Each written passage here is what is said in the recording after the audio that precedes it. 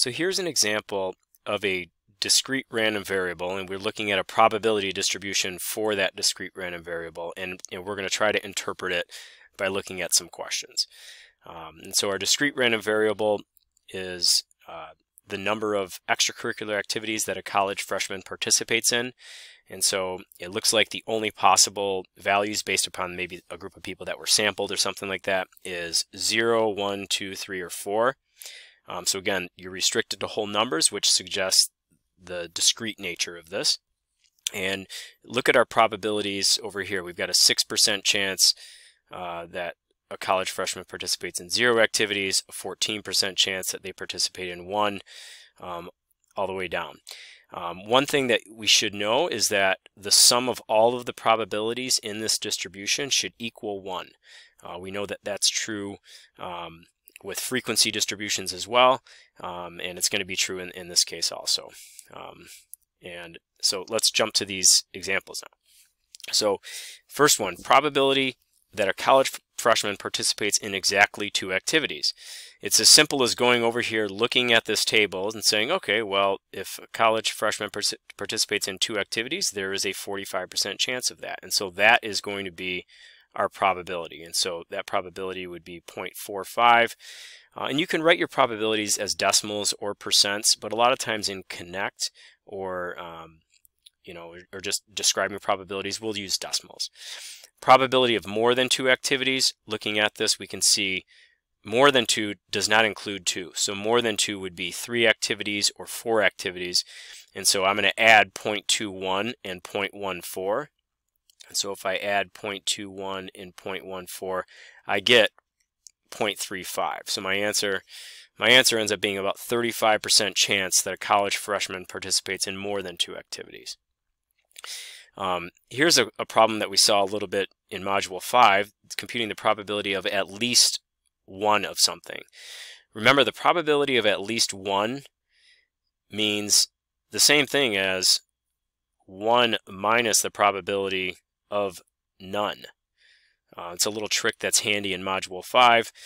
The probability of at least 1 is 1 minus the probability of no activity. So that's using the idea of the complement of an event.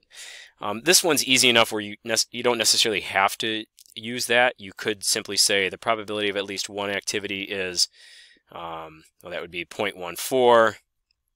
It'd be 0.14 plus 0.45 plus 0.21 plus 0.14, and you're going to add all of that up. But you can see it might be a little bit easier just to say, you know what, instead of adding up all of those numbers, I know that the grand total of all of this is going to be 1. And so if I just said 1 minus the 0.06, that's also going to get me my answer. And so 1 minus the 0.06 leads you to 0.94, the exact same way that adding up all of those 4 numbers would lead you to 0.94. So a lot of times students seem to have just an intuitive understanding of interpreting these tables. It's a little, because it's so similar to what we've done before, but there's something that is not intuitive, and that is answering questions like this, like what is the mean of our random variable? Now the mean of our random variable is the average. So we're saying what is the average of the random variable, but we have to look at how all of this is weighted here. It looks like more people participate in 2 activities than anything else, but just because that's the case, that doesn't make 2 the mean. 2 might be the modal number of extracurricular activities that a college freshman participates in, but the mean is the average. And we could see that even though this is kind of that modal point, that it looks like more people participate in more than 2 activities than less than 2 activities. And so things aren't balanced completely at 2. So 2 is not the mean. I think if you think about the fact that more people participate in more than 2 activities than less than 2 activities, you could reason that the mean would have to be a little bit greater than 2. And that's going to be true, in fact, when we figure out what the mean is. Now the best way to do this is just to use the idea of a weighted average. And so let's assign 6% of our 6% of our people to a value of 0. Let's assign 14% of our people to a value of 1, 45% of our people to a value of 2, and so on. And so if you use this concept of a weighted average, what you could really do to compute this mean is you could simply say, let's do 0.06 times 0 plus 0.14 times 1.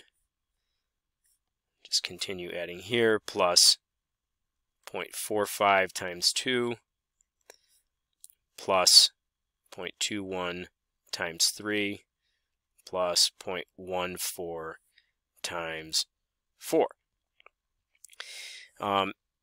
And you would go over here to the calculator and we can compute that mean. And so let me just do this calculation. Let's say 0.06 times 0. We really don't need to say that because we know what that is. Plus 0.14 times 1 plus 0.45 times 2 plus 0.21 times 3 plus 0.14 times 4. And we get a mean of 2.23. So the mean of our random variable, as we reasoned, was going to be a little bit more than 2. And we can see when we use just the weighting idea that in fact is a little bit more than 2. And so this is the idea of a weighted average. And so this is the one tricky thing that we do see in this section. And sometimes it's what makes it even trickier is the notation that you see associated with that. The notation being this: the mean of our random variable is the sum of x times p of x.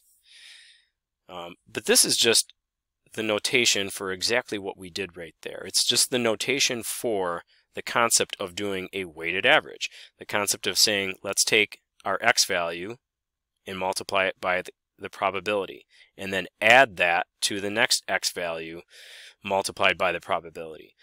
Add that to the next x value multiplied by the probability, and so on. And so that is how you can compute the mean of the random variable.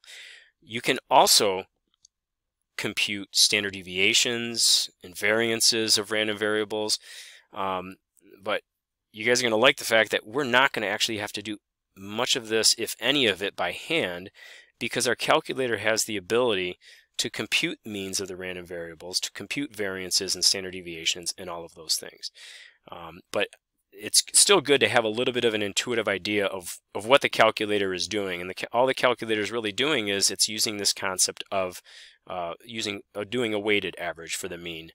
And so in the next video, I'll walk you through the specifics of how to do this in the calculator.